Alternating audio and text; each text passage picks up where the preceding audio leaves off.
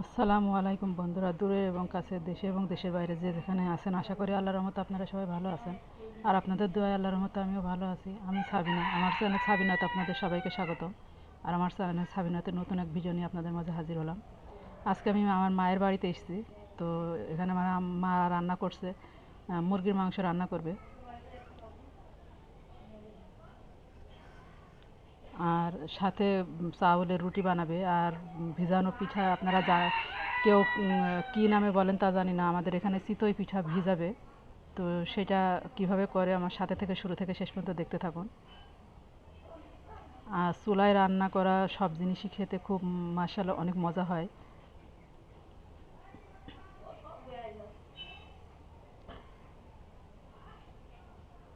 আর কালকে হঠাৎ করেই আমরা মার বাড়িতে এসেছি, কারণ কারণ অনেক রাত্রে এসেছি। বিকেলের দিকে আমার মেয়ে পড়তে গিয়েছিল, তো আস্তে আস্তে মাগরিবের আজান হয়ে গেছে। তো তারপরে আমার বোন ফোন দিল যে চলো মায়ের বাড়ি বেড়াতে যাই, কারণ শুক্রবার আছে। তো সিদ্ধান্ত নেওয়া হলো হঠাৎ করে, আর হঠাৎ করেই চলে আসা হলো। তো আস্তে আস্তে কাল রাত হয়ে গেছে, এই জন্য আশাটা আপনাদের কাছে সেমন দেখাতে পারি নাই। তো পরের দিন সকালে আমার মা রান্না করছে, তো সেটাই আপনাদের একটু দেখালাম। আর গ্রামের চুলায় রান্না করে, মাটির চুলায় রান্না করা রান্নার খাবার খুব খেতে মজা লাগে। আর এখানে দুই পিসি দোকানে যাচ্ছে বারবার, তো সেটা এসে নালিশ দিচ্ছে, আয় আমি এটা খাবো, ও আমার ভাইয়ের ছেলে বলছে ফুপু আমি এটা খাবো। তো সেটাই ভিডিও করে দেখালাম আপনাদের।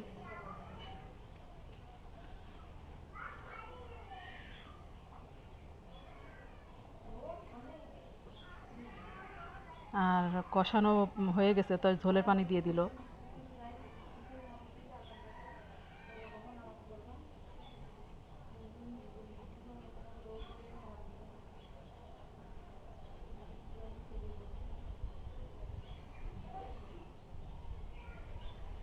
আর তরকারিটা হয়ে গেছে, তো নামাই নেবে।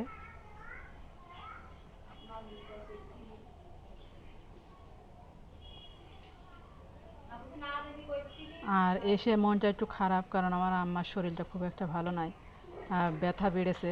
তো সেই জন্য মনটাও খারাপ লাগছে। তো আমরা আজ থাকবো না, চলে যাব।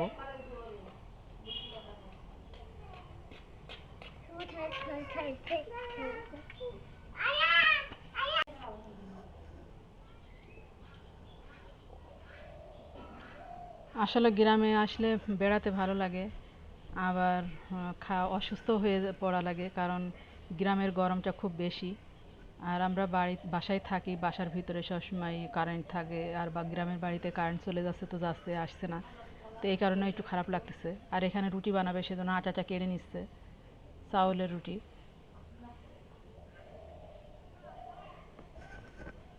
আর রুটি বানানো হয়ে গেছে। তো চিতই পিঠাটা ভিজাবে, সেজন্য সে চিতই পিঠাটা বানাচ্ছে।